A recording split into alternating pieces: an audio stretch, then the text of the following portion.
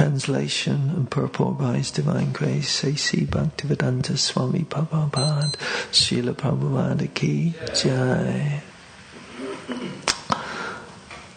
The fortunate King Parikshit, inquiring further, said, "O Brahmana, please describe in full detail how and where the mind has to be applied, and how the conception can be fixed so that the dirty things in the person's mind can be removed." So if you repeat each phrase after me. The fortunate King Parikshit, inquiring further, said, "O Brahmana, please describe in full detail how and where the mind has to be applied, and how the conception can be fixed so that the dirty things in a person's mind can be removed."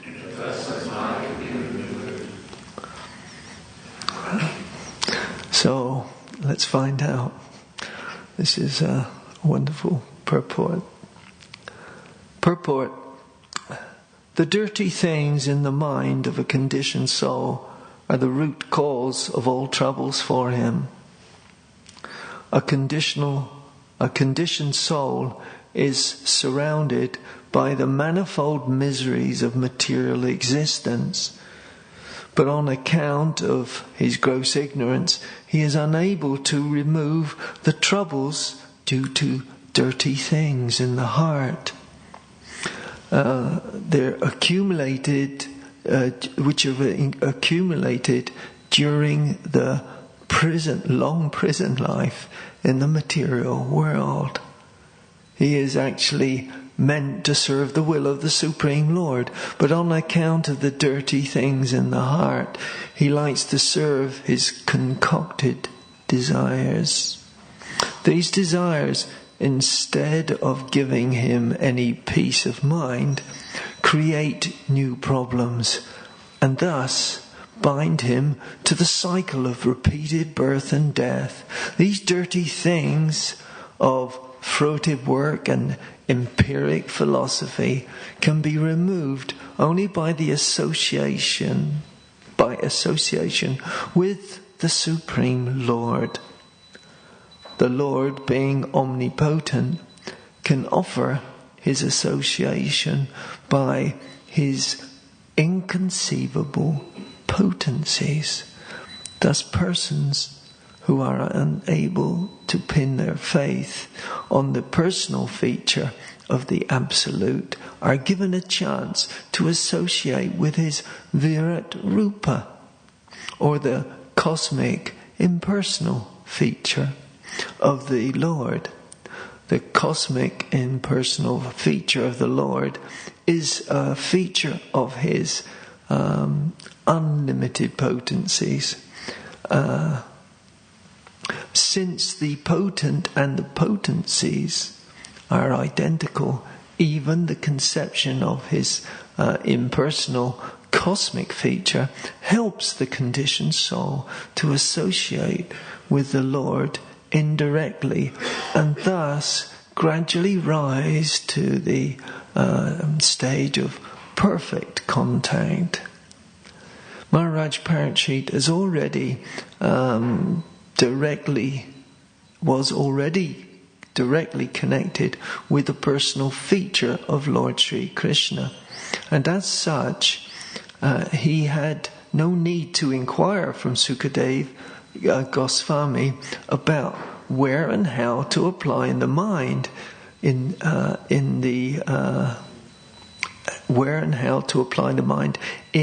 the impersonal Virat Rupa of the Lord.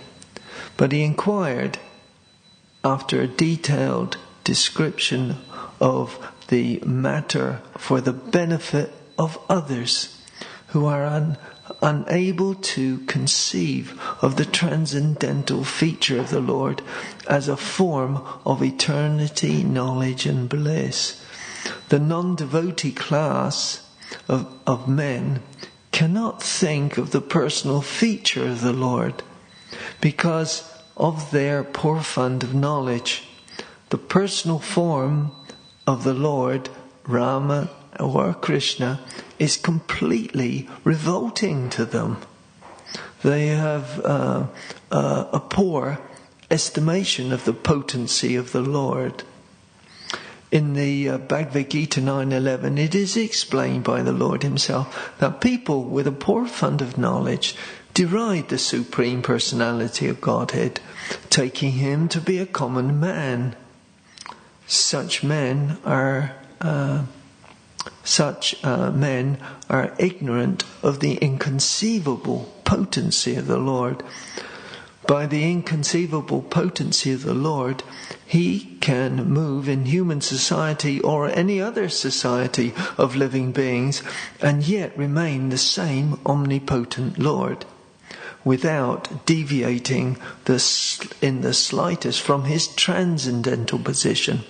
So, for the benefit of men who are unable to accept the Lord in his personal, eternal form, Maharaj Parikshit inquired from Sukadev Goswami how to fix the mind on him in the beginning, and the Goswami replied in detail as followed, which will be continued in the forthcoming verses.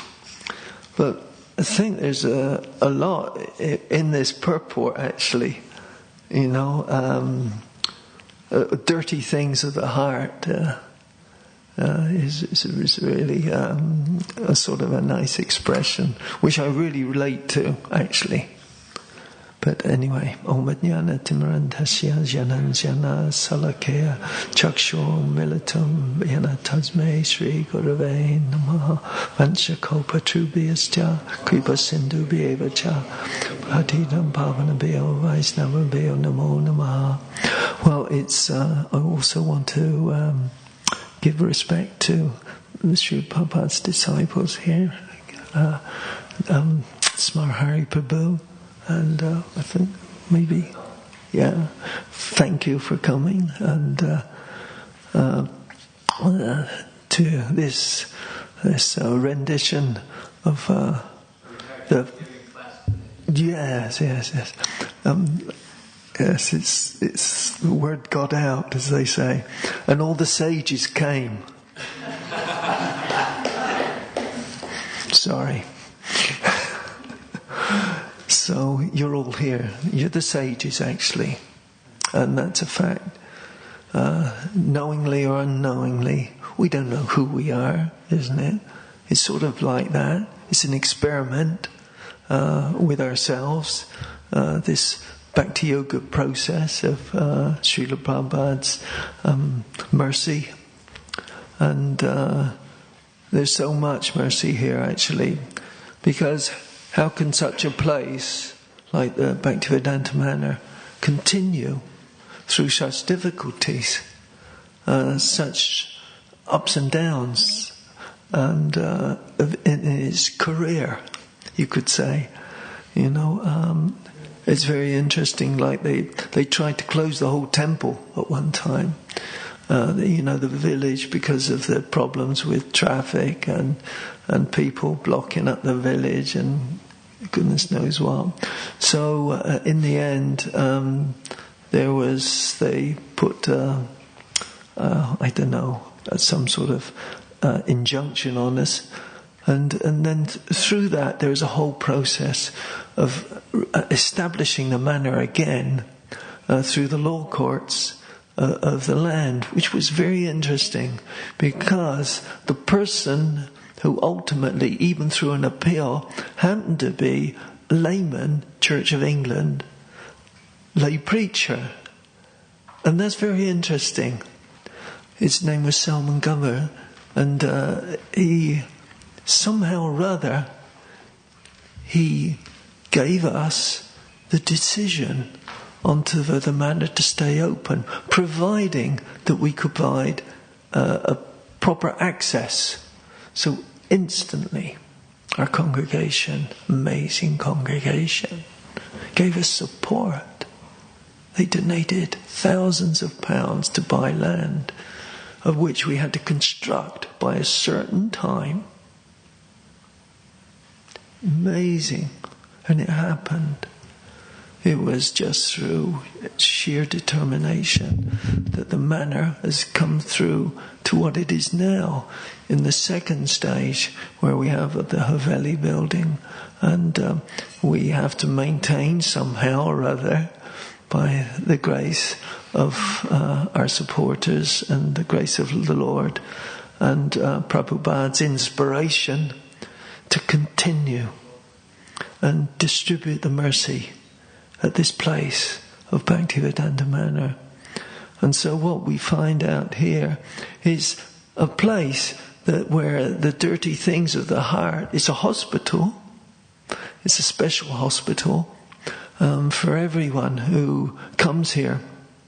And they've now they're coming through this so-called allowance of the government to that we can worship in such a way we can be more intimate with each other, actually.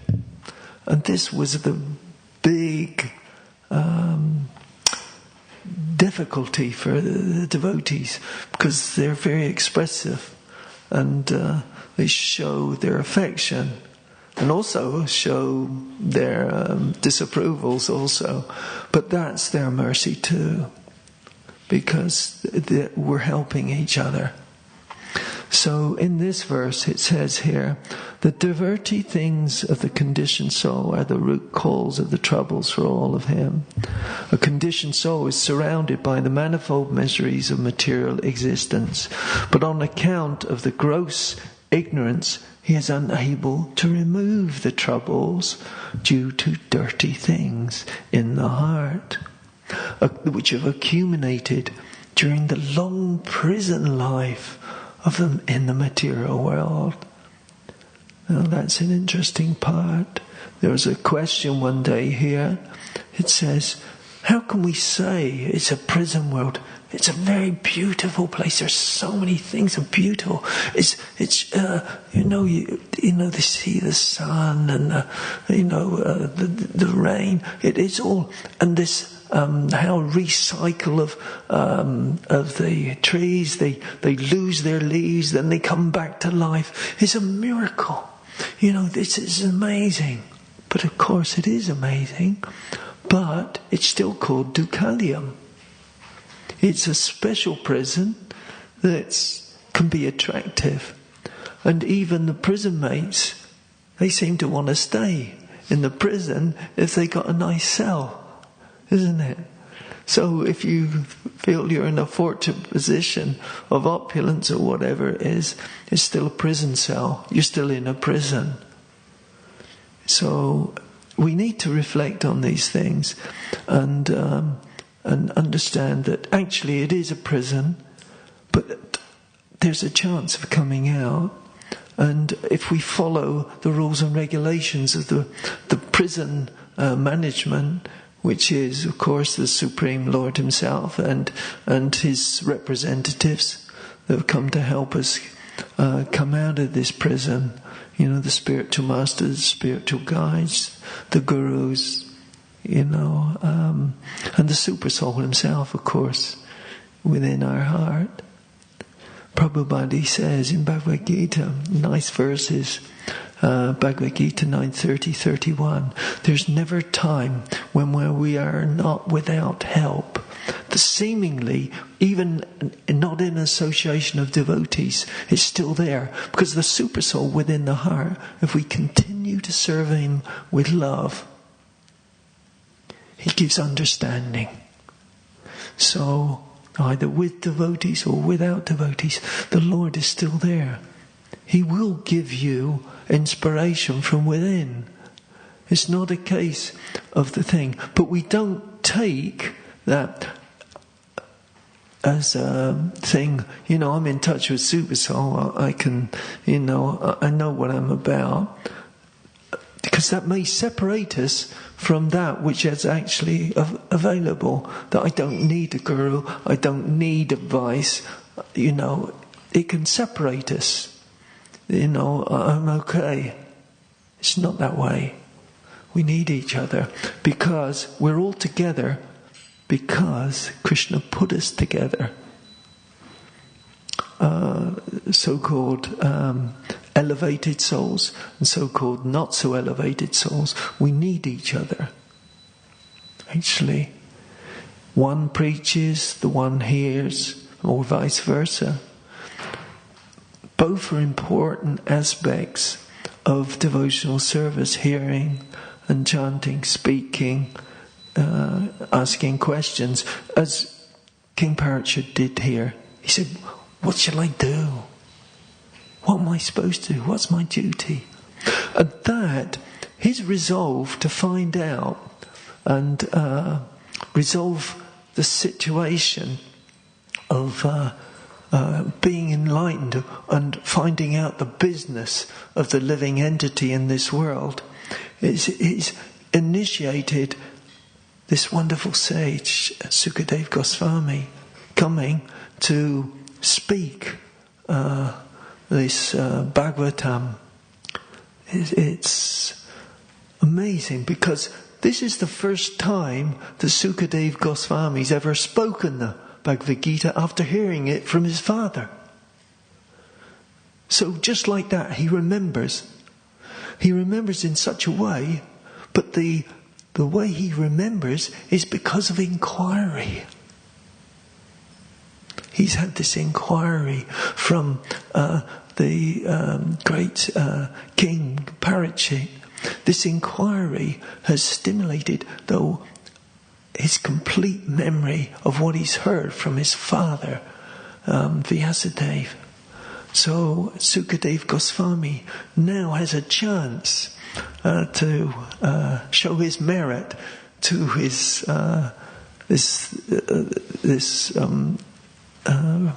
Vyasadeva, his father, and express and preach to King Parachute this Bhagavatam. So this wonderful blessing here. So this is to get us out of this long prison life of the material world. He is actually meant to serve the will of the Supreme Lord. But on account of the dirty things in the heart, he likes to serve his concocted desires. These desires, instead of giving him peace of mind, create new problems and bind him to the cycle of repeated birth and death. Do you know, this reminds me of me. I remember that certainly in my early part of life, my desires was this attraction for woman, and it was like an amazing thing, because when the body changes, all of a sudden these desires come. When I was a little boy, I used to believe in Jesus and God and all that, and used to be very attracted to all that sort of thing. But then all of a sudden, when this change of body came, I became attracted to other things. And sport and all drinking, so many things. And I used to meditate on them. That was my meditation. And it was a real nuisance because it caused me so much pain, actually, because of attachment to these things. So much pain because I'd experienced them, I'd savoured them, I thought they were great, but then when it came to it, it caused me so much difficulty because nothing seemed to work out right. It all fell apart. And then I was looking again for that right person, this right person, to win the match. All these things of the material existence. It was a forest, a dark forest of material enjoyment. And so the dirty things of fruitive work and empiric philosophy can be removed by association with the Supreme Lord. That's interesting. So fruitive work and empiric philosophy. So-called great philosophers of this world, though they may be very clever and they can speak in so many ways. Mayavadis are good at this. It's based on a concoction that suits their false ego, that they're God, or that actually I am superior, I have a wonderful intellect, I'm great, I can do what I want, I'm in the mode of goodness, and that pride defeats the person, actually. This pride in their God-given abilities, that they think that actually they're superior, and that cuts them off from any learning, because nobody can tell them anything. And what happens when you tell somebody, about something? I know. Shri Radha Gokulnanda Kija, Shri Gaur Nitai Kija, Shri Sitaram Lakshman Hanuman. And before you can say or describe something, I know that, I know. But if they don't know, because the one who says I know, it's a positive symptom of they don't know. So it's the Lord, being omnipotent, can offer his association by his inconceivable potencies. Thus persons unable to pin their faith on a personal feature of the absolute truth are given a chance to associate with the Virat Rupa, or the cosmic impersonal feature of the Lord. The cosmic impersonal feature of the Lord is a feature of his unlimited potencies. And we can see that in the Bhagavad Gita. It's a whole chapter on seeing the this impersonal form, this I don't know, Virat Rupa, the cosmic feature. And so, but he wanted to, Arjuna wanted to show people that actually this form of the Lord is all pervasive, but is destroying, creating, giving birth of so many more living entities, so many worlds, so many universes. And it was to impress us that actually that there is a universal form, that but it consists of horrible features, which has been created by the Lord in this prison house. And so the Virat Rupa is an example, actually, that we can see that there's something greater than us, and that we can admire it, actually.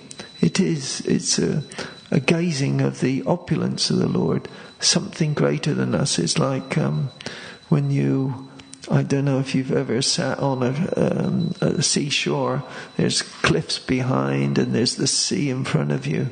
You get this amazing feeling of feeling really small, that this nature that we see and exhibited around us, and you can see it today even, that it looks very attractive. It's wonderful. And but at the same time, then we come in contact with that which is not so wonderful, which was, you could say, this COVID culture that we have now. Because it's brought forth another culture, a culture of fear of the material world and death.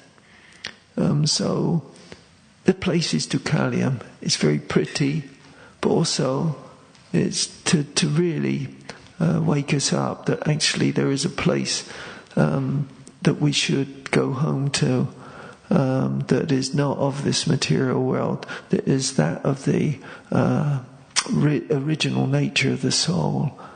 So, since potent and potencies are identical, even the conception of the impersonal feature of the conditioned soul associating with the Lord indirectly, and we can thus rise to the stage of impersonal personal contact.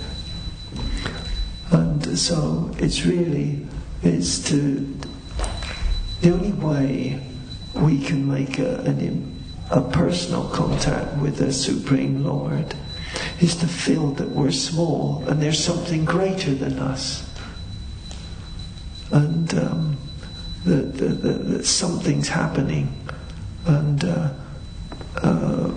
so maybe this is God, the nature is God, and so I can worship that nature. So it brings you into contact with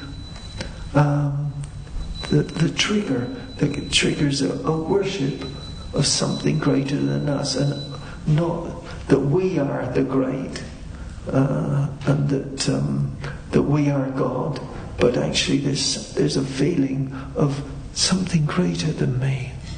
And so Maharaj Parikshit was already connected with the personal feature of Lord Krishna, and as such he had no need to inquire from Sukadev Goswami of where and how to apply the mind in an impersonal Virat Rupa.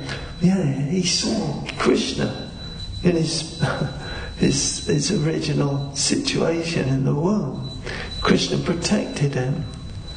He had that amazing intimate experience.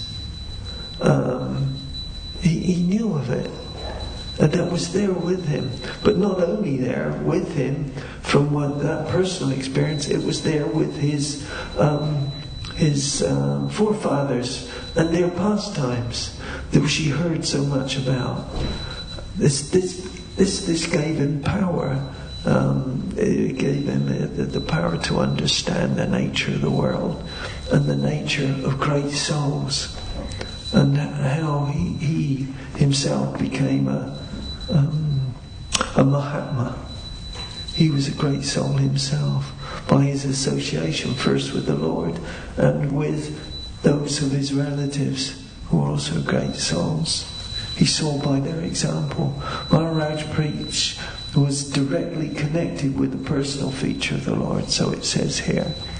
So he knew that it says from Sukadev to apply their mind to a Virat Rupa form of the Lord. It was just another exhibition of his opulences, you could say, of this material existences. And it says, the non-devotee class of men cannot think of a personal feature of the Lord because of the poor fund of knowledge. The personal feature of the Lord, like Rama, Krishna, is completely revolting to them. They have a poor estimation of the potency of the Lord. Yeah, they see the Lord. They see the Lord through their limited eyes, but they think that if it's a human form, he's limited. But he's in a human form that is unlimited, that has his own transcendental potency. It's eternal and it's full of bliss. So they can't see it because it's like them. So maybe they're God. And, there's this rationale starts to come out of the impersonalists and the Mayavadis, that maybe I'm God, that maybe this is the way, I've got this knowledge of Shastra and so many other things, so many other knowledges. So it's to explain by the Lord himself that people with poor fund of knowledge deride the Supreme Personality of Godhead, taking him to be a common man. So that's where the Mayavadis come in. I'm a common man, so I must be God. Such men are ignorant of the inconceivable potency of the Lord.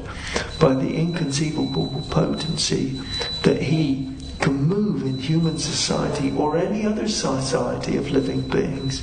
So we have the Lord in His many expansions in like different forms of Varaha, a turtle form, so many forms.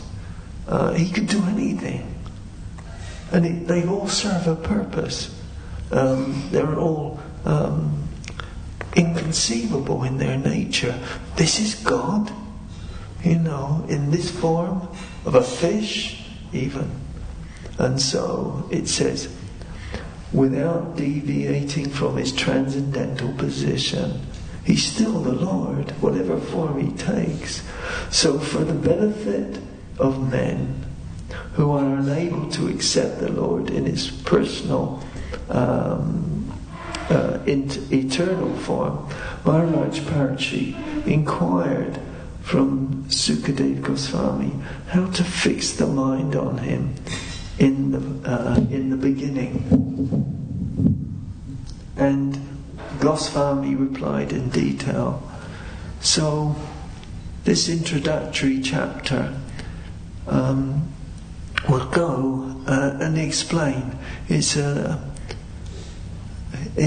first lesson, you could say, in Bhakti Yoga, that how the Lord appears in special forms, the Vira-rupa form or whatever. He comes from within the heart. The realization that I'm not so great, but there is something greater than me. And it starts off with a Vira-rupa form by saying this nature is more powerful than I am. It must come from somewhere, and that it could be worshipable. So they worship nature. And I think I've tried to cover all the points, but there are other points, and there hopefully are questions. It's just we got a little bit of time.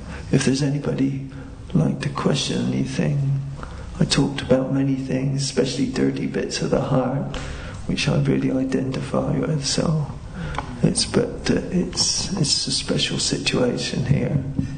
Yes, Srinivas Prabhu.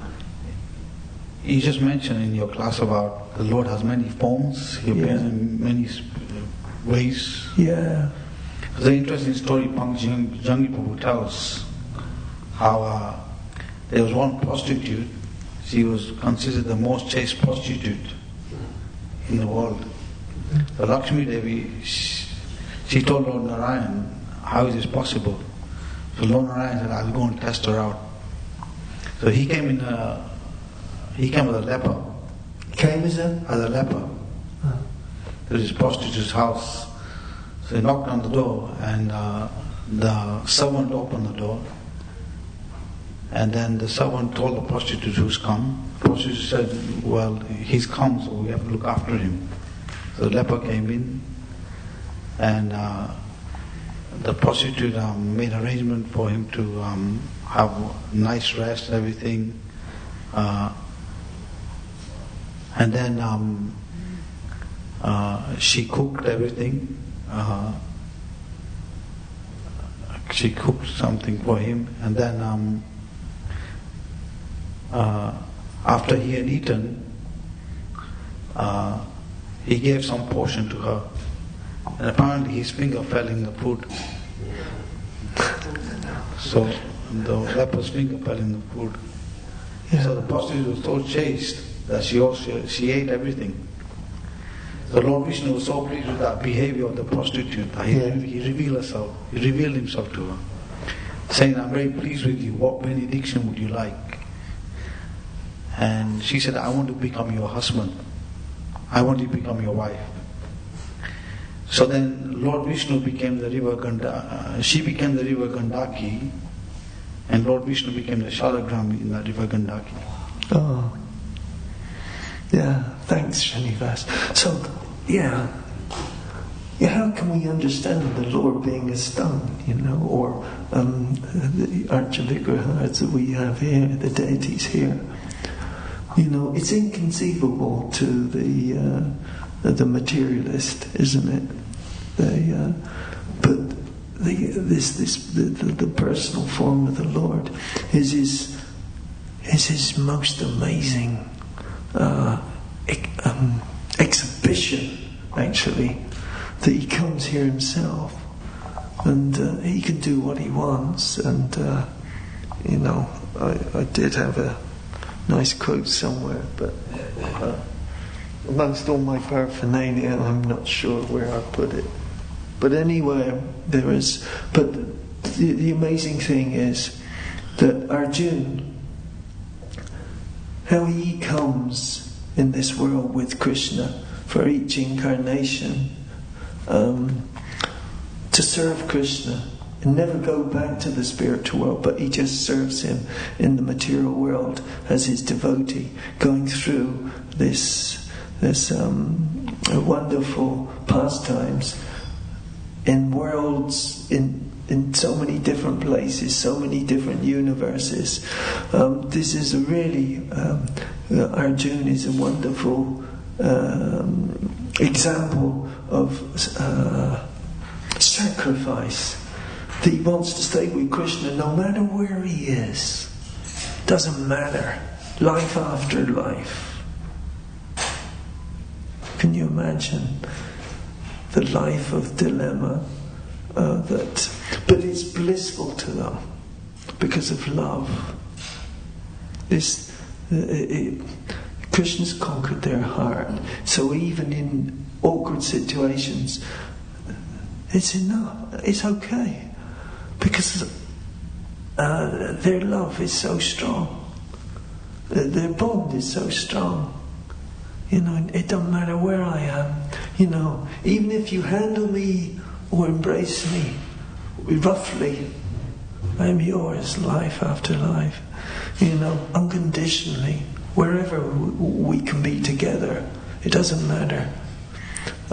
This is love. This is what we should be trying to achieve in our austerities. Whatever you do, do it for me. Even the difficulties you go through in this world is just another expression of my love. That do it for me as an act of service. Tolerate. And know that this is mercy. That you'll get knowledge from your difficulties. And then you can help others who are also having difficulties, because what you've experienced can be help to others. Like this, we should understand that also our difficulties can have a positive effect, that we can help others, we can empathize with others, we know their difficulties and we share with them. And certainly whatever difficulties you've had in this world, it's a blessing, because then you can share and empathize with others, and give them solace, and so that's important. So don't run away from difficulties; they're good for you. It's just you've got to do what you can do. And with the ability that you've got. And that's what we say to your children, isn't it? Have you done your best? You say, yes, I did. Even it's so-called failure, but it's never a failure, not in Krishna consciousness. Because we get knowledge, our ignorance is destroyed. So it's all positive. It can be utilised for everyone's sake. Ladies, that have to be the last question now, because we have to leave the temple. Okay. Yeah. Let me ask a question to that. You switch it on. Is it on? Can you hear me? Hi. That's it, yeah. Thank you so much. That was so lovely. It was just so wonderful to hear. It's very wonderful. I just have a question. How do we, what kind of meditation should we maintain in order to remember that we are very small? At the same time, we should have a big heart to give all the love unconditionally. Yeah. It's to know we're insignificant, that we can't help anybody unless we ourselves who need are the person that needs help. But how you can help is be a listener, but not necessarily the solution. This is what the Samaritans do. That you usually help a person by helping them help themselves. Now the Samaritans, a very interesting group of people, they're trying to say that they let people express their difficulties. That's the first thing they do. So in other words, it's sharing halves the suffering, actually, to be able to express your suffering. It's just an important thing with the Samaritans. But they will never give any suggestions on what to do in a situation.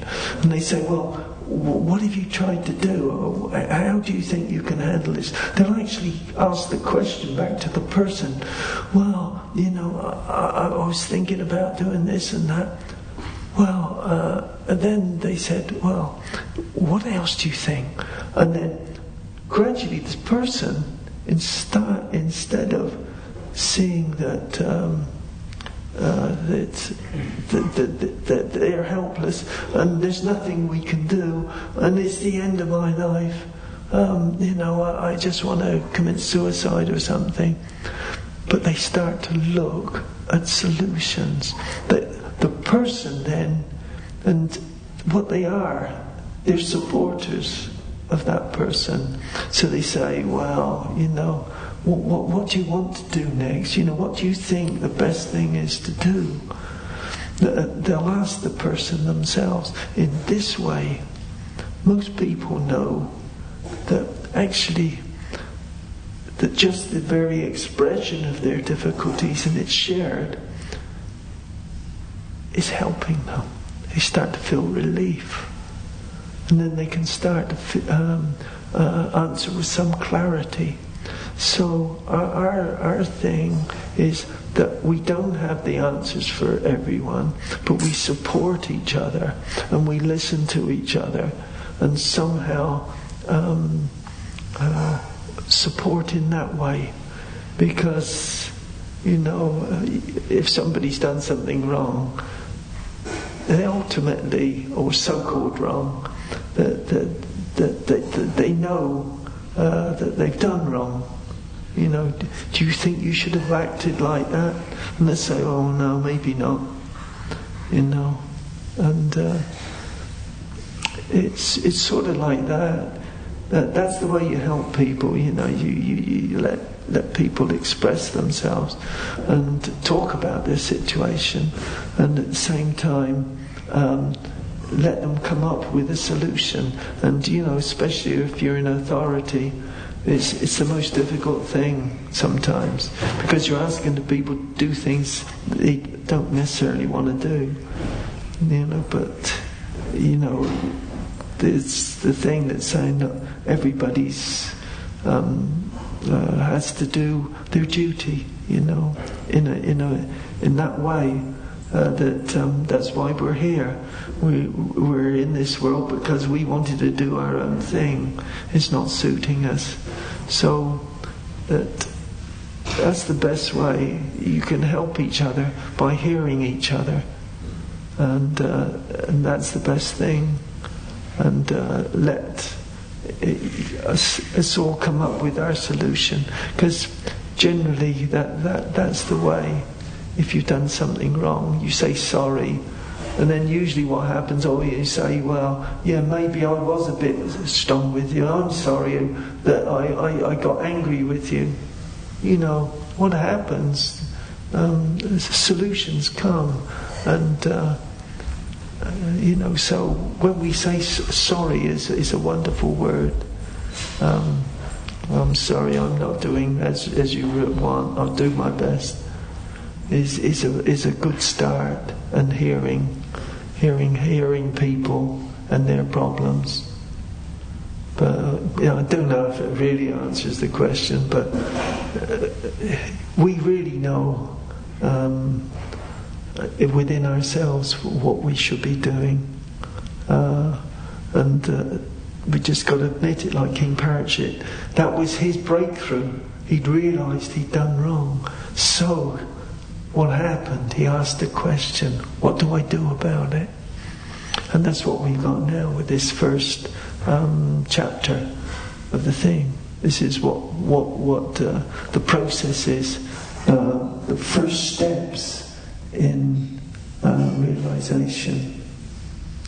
And we've got to go through the Bhagavatam to find out what's the final solution, what comes of it. But we've got to be patient. So let's find out more in the next episode. Can I ask one more question? Not really, okay. No. It's got to stop here now. Because there are people waiting to come in, you see. We don't belong to ourselves. But thank you.